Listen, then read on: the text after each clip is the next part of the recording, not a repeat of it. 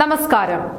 കോൺഗ്രസ് അണികളോ പ്രവർത്തകരോ ഏതെങ്കിലും തരത്തിലുള്ള ലഹരി കേസുകളിലൊക്കെ അകപ്പെട്ടാൽ ആ അവസരം മുതലാക്കി രാഷ്ട്രീയപരമായി നേട്ടങ്ങൾ ഉണ്ടാക്കാനും മുഖ്യമന്ത്രി വി ഡി സതീശനെതിരെ വരെ തെരുവിലിറങ്ങി പ്രക്ഷോഭങ്ങളും ആരോപണങ്ങളും ഒക്കെ അഴിച്ചുവിടാനും മുന്നിൽ നിൽക്കുന്ന CPM-നും DYFIക്കും വൻ തിരിച്ചടിയാണ് കിട്ടിയിരിക്കുന്നത്.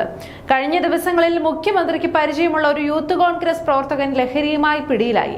എന്നാൽ മുഖ്യമന്ത്രി രാജിവെക്കണമെന്ന് പറഞ്ഞ് രാഷ്ട്രീയമായി മുതലെടുപ്പ് നടത്താനായി തലങ്ങും വിലങ്ങും പാഞ്ഞ് ഇടതുപക്ഷത്തിന്റെ വായടപ്പിക്കുന്ന സംഭവമാണ് തൊടുപുഴയിൽ ഉണ്ടായത്. വൻ രാസലഹരി ശേഖരവുമായി DYFIയുടെ മുൻനിര നേതാവ് ഉൾപ്പെടെ 4 അംഗ സംഘത്തെ തൊടുപുഴ പോലീസ് പിടികൂടിയിരിക്കുകയാണ്. കഴിഞ്ഞ തദ്ദേശ സ്വയംഭരണ തെരഞ്ഞെടുപ്പിൽ തൊടുപുഴ ബ്ലോക്ക് പഞ്ചായത്ത് തെക്കുഭാഗം ഡിവിഷനിലേക്ക് LDF സ്ഥാനാർത്ഥിയായി മത്സരിച്ച TS ഷിയാസും കൂട്ടാളികളുമാണ് പോലീസിന്റെ പിടിയിലായത്.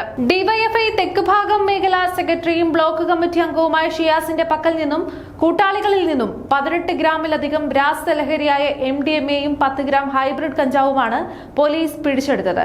ഈ നാടിന്റെ യുവതലമുറയെയും കൗമാരക്കാരെയും ലക്ഷ്യമിട്ട് ദീർഘകാലമായി രാസലഹരി വിൽപ്പന നടത്തിയിരുന്ന പ്രധാന റാക്കറ്റുകളിലെ കണ്ണികളാണ് ഇവരെന്ന് ഇടുക്കി ജില്ലാ പോലീസ് മേധാവി തന്നെ സ്ഥിരീകരിച്ചു കഴിഞ്ഞു.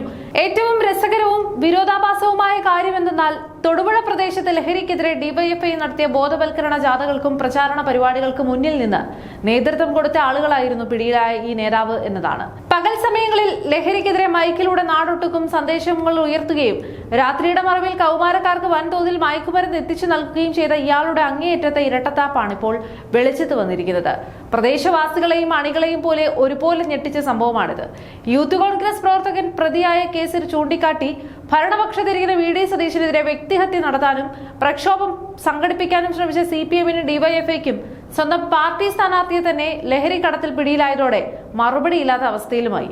മറ്റുള്ളവരുടെ തെറ്റുകൾ ചൂണ്ടിക്കാട്ടുമ്പോൾ സ്വന്തം പാർട്ടിക്കുള്ളിൽ മയക്കുമരുന്ന് മാഫിയ തഴച്ചു വളരുകയാണെന്ന കാര്യം CPM നേതൃത്വം മറന്നുപോവുകയാണ്.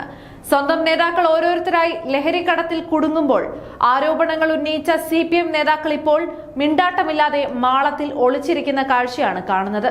കഴിഞ്ഞ 10 വർഷക്കാലം കേരളം ഭരിച്ചിട്ട് ആഭ്യന്തരമന്ത്രിയായിരുന്ന പിണറായി വിജയൻ നോക്കുകുത്തിയായി നിലകൊള്ളുകയായിരുന്നു എന്നതിന്റെ ഉത്തമ ഉദാഹരണമാണ് ഈ സംഭവങ്ങളൊക്കെ തന്നെ. സംസ്ഥാന വ്യാപകമായി ഇപ്പോഴത്തെ ആഭ്യന്തരമന്ത്രി രമേശ് ചെന്നിത്തലയുടെ നേതൃത്വത്തിൽ പോലീസ് നടത്തുന്ന ഓപ്പറേഷൻ തുഫാൻ റൈഡിന്റെ ഭാഗമായി ലഭിച്ച കൃത്യമായ രഹസ്യ വിവരത്തിന്റെ അടിസ്ഥാനത്തിലാണ് തൊടുപുഴ പോലീസ് ഇടവെട്ടി ഭാഗത്ത് വെച്ച് മിന്നൽ പരിശോധന നടത്തുന്നത്.